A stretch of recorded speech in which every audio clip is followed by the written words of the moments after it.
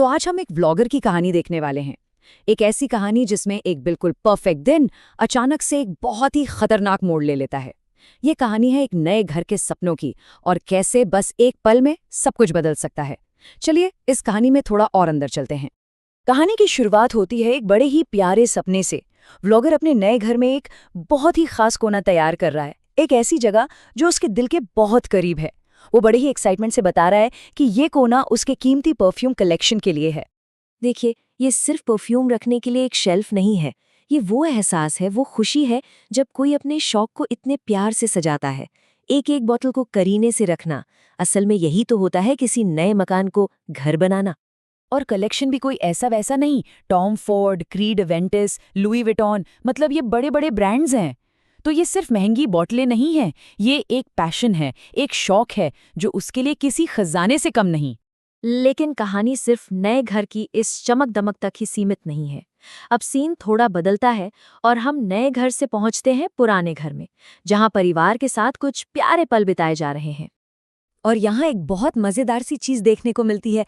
एक तरफ है दादाजी जिनका फोन काम नहीं कर रहा क्योंकि उनका मानना है कि वाईफाई का रिचार्ज खत्म हो गया है।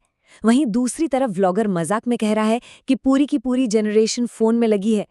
टेक्नोलॉजी को लेकर पीढ़ियों का ये अंतर काफी दिलचस्प है। पर सब कुछ इतना अच्छा और मजेदार नहीं रहता। क्या होता है जब आपका एकदम नया नवेला सपना अचानक चटकने लगे?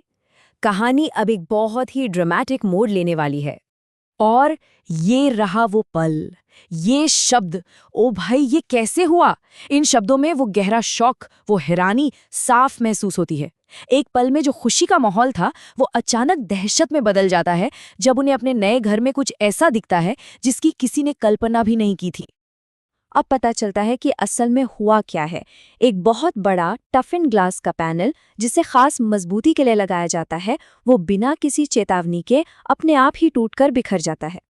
और ये सब कुछ बहुत तेजी से हुआ। पहले तो लिविंग रूम से एक अजीब सी आवाज आई। परिवार ने जाकर देखा तो कांच में दरारें पड़ चुकी थीं। और इससे पहले कि कोई कुछ समझ पाता, वो भारी पैनल झुकने लगा और गिरने लगा। और फिर तो बस उसे संभालने के लिए अफरा तफरी मच गई।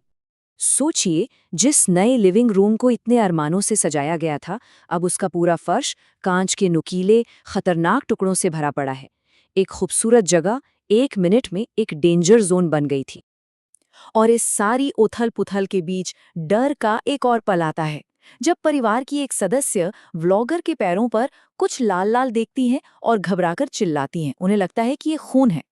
उस पल का तनाव और भी ज्यादा बढ़ जाता है। पर शुक्र है, जल्द ही सबको समझ आ जाता है कि वो खून नहीं था। वो तो बस कांच लगाते समय जो लाल रंग का ग्लू इस्तेमाल हुआ था वो था।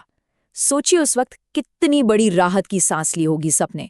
और जो बात इस पूरी घटना को और भी ज्यादा चौंकाने वाली बनाती है वो ये है कि उस कांच के पैनल को लगे हुए सिर्फ एक दिन हुआ था।